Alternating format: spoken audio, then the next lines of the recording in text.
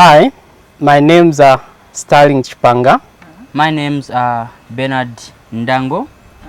So we both manage the garden under Chengelo Training Farm, and this morning we'll share with you what we do in terms of seedlings.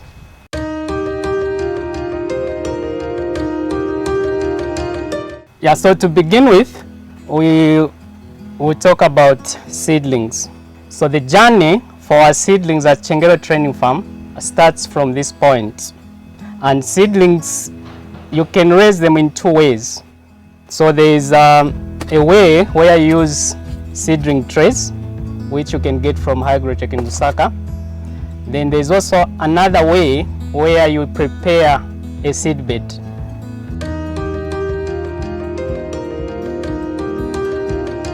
So maybe let's talk about where we are, because we've got a tray here. So with the trays, the process starts with disinfection.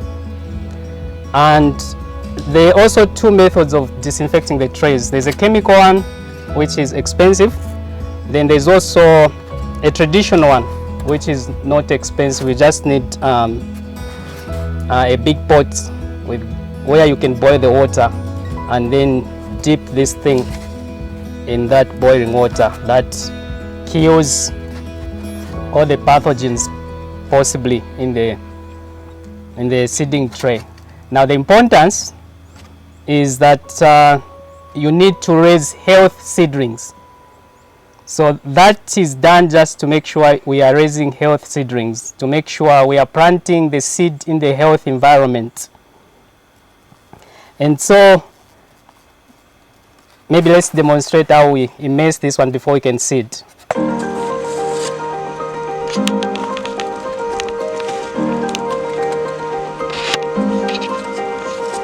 Okay, so we are at a point where we've got this big pot on fire.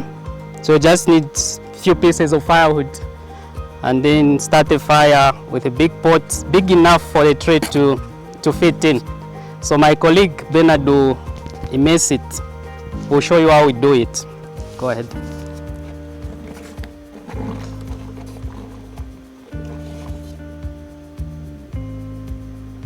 So you let it sit there for a few seconds just to make sure everything dies, if there's anything, which is actually highly possible. Yeah, I think you can do it either at home in the kitchen or outside. What is important is just to have a pot big enough for the tray to go in, at least halfway, so that when you turn it, all of it is disinfected. Yeah, so if you don't disinfect, there's a possibility of having diseased seedlings. And if you see where we are, the seedlings are very healthy because we follow those protocols. So the most dangerous disease that will come with non-disinfection of trays is dumping off. So the seedlings will be falling off just at the base where they hold the soil. So that's the most serious one, but there can be many other things in terms of diseases. They can be early blight, they can be late blight, a lot of things.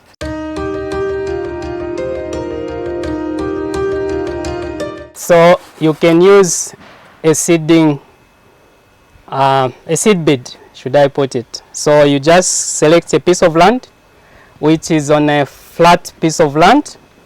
Then it must be also in a sun position, minimum of 6 hours of sunshine per day. It's important because light is one of the things that are required for proper seedling development.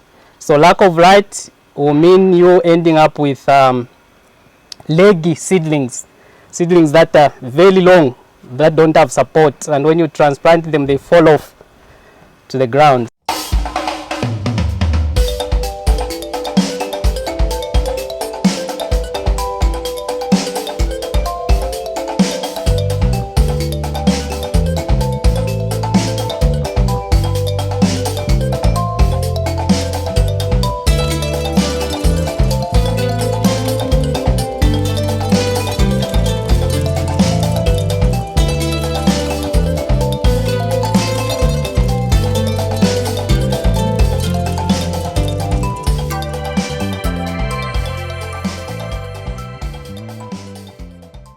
Yeah, so having witnessed the process of disinfection, now we'll go on and do the actual seeding.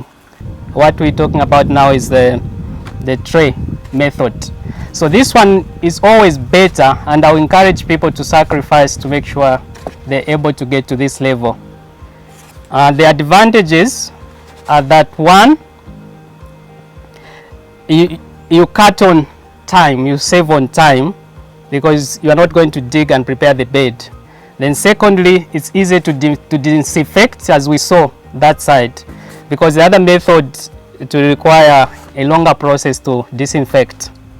The seedlings at the point of transplanting, which we will see later, will move with a bowl of soil easily. But in a seed bed, it's difficult. It requires someone who's got patience, love, and just time to go about the whole process to have every seedling with a bowl of soil. But in here, the way the tray is designed, it will come off just exactly with the growing medium, which is a bowl of soil I'm referring to. Then to go straight and easily continue its journey, I mean it will recover in the next day, or you just see as if it was not even moved from a tray to a permanent bed. So that's another advantage. Then also it's easier for other managerial processes like pest management, disease management. In a tray it's easier to do all those things, but in a seed bed a bit tricky. I think that is the most important thing. Now we've got two growing medium or the soils to use. So this one is a special one made by Hygrotech Zambia. So you can get it from Lusaka. We get it from Lusaka. But there is also something you can use on your own, which is compost. The thermal compost that I believe you saw somewhere. So when you've made that thermal compost, when it is ready, you just need a wire mesh. Sieve through, because you need fine tilthy. It has to be very fine, as you can see, very fine. So not straight from the compost pit or the compost pile. You have to sieve it using a wire mesh. Any wire mesh would do. It's just a simple process. Then from there you put in, or you add 2 to 3% of the sand to avoid compaction, holding together the soil, because that is important for root development and also germination of the seed itself. Otherwise, if it is compacted, to struggle to germinate, or if it germinates, the root formation will be slower or gradual. So that's why it is important to add the sand to help aeration, which is also will help root penetration and also drainage of the water, because when you water, the water has just to go through. But if we don't do that, when it's compacted, the water will just sit on top or fall off. So that is also important if you are using your homemade or your own made growing medium, which is in this case is the compost from the thermal compost pile.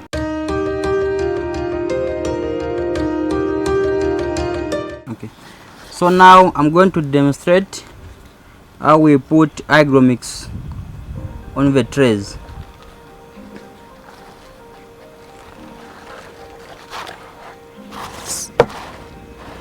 So when feeding the tray, just as you can see what it's doing, it's important to level. So by leveling, you are making sure each wall in this in the tray is filled up nicely with the growing medium, either compost or the hygromix from Hygrotech. It's important to make sure it's filled up nicely, so that because there must be contact between a seed and the soil for good germination.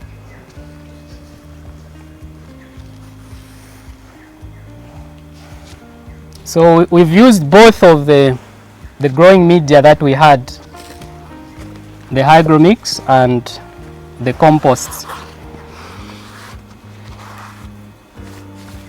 So after this, there's something important again to consider. We're going to make the seeding holes, and when making those ones, we have to bear in mind, or we have to always remember, that we are not seeding beyond a centimeter So the seeding hose should have only a depth of half to 1 centimeter or 5 millimeter.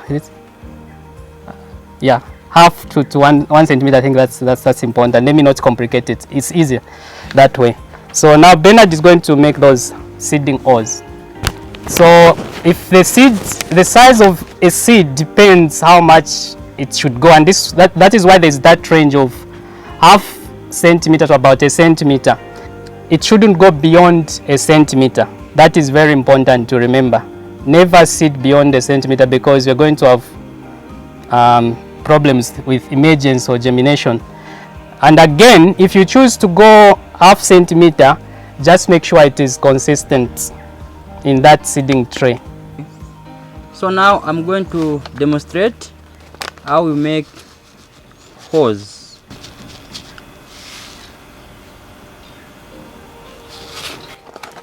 So basically he's using his hands, sorry, his fingers. So you can go, he's going quite fast because he's used. But if you're doing it for the first time, just go slowly. Take your time. So he's done the hose. Now we are going to seed, or to place the seeds in the hose. So yeah, we're just using Chinese cabbage as an example.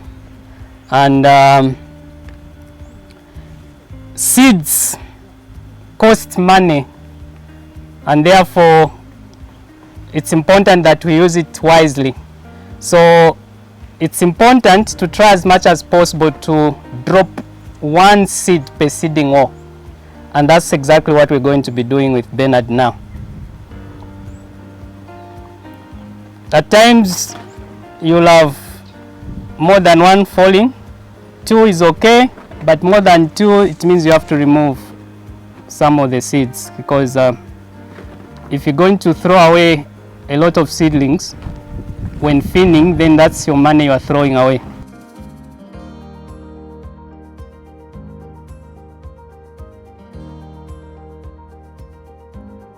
Yeah, so we're done with the seeding or placing of seeds in the seeding hose. And now Bernard is going to just demonstrate how we bury them. So like I mentioned before, it's important that the seeding holes are properly covered with the soil or the growing medium, so that there is that contact between the seed and the growing medium. Yeah, so as you can see, it's not complicated equipment. It's just a disposable bottle perforated with some hose, of course just checking some advantage of the pressure from the pump. So you can use the same, or if you don't have access to pressurized water, you can use a knapsack. Just fill it with water. Don't add anything, just water, and then just use a herbicide nozzle, the nozzle that will allow a lot of water coming at once. Because at the beginning you really need to water lightly, so you don't need the bucket full of water. No. You need to water lightly so that the water just sinks in nicely, minus disturbing that compaction that we made, the contact between seed and the growing medium. That is very important. Then also when we're seeding, I think you saw me removing the plastic. So it's just to avoid wastage of the growing medium. That's number 1. Then 2, the trays are raised. You can use anything simple. You don't need complicated things like the timber that we are using. Even just some logs. So you just cut a tree or simple poles, just as long as it's raised. The idea is to avoid contamination. So if you just put on the ground, then there are chances of contaminating the growing medium or the tray itself, and there you can have problems. Then after this, you need to check every morning and see the moisture levels in the trays. So if it goes down, you irrigate again, but you need to check. If it's fresh, you leave it. That is very important. So you can irrigate every day or once every 2 days, depending on the situation. So when the temperatures are low, like this season we are just entering, then you don't irrigate every day. But it's in the dry season, then you have to irrigate every day. That is important. Then also keep the surrounding clean. I think our surrounding is as clean as possible to avoid insects coming in to chew the seedlings. Yeah, so that is very important. So hygiene in general is important at the nursery area as well. If there are insects or pests, you need to find a way of controlling them. We hope you've enjoyed this episode and learned one way that you can bring life back to your soils. Feel free to leave a comment below or visit us at our website, foundationszambia.org.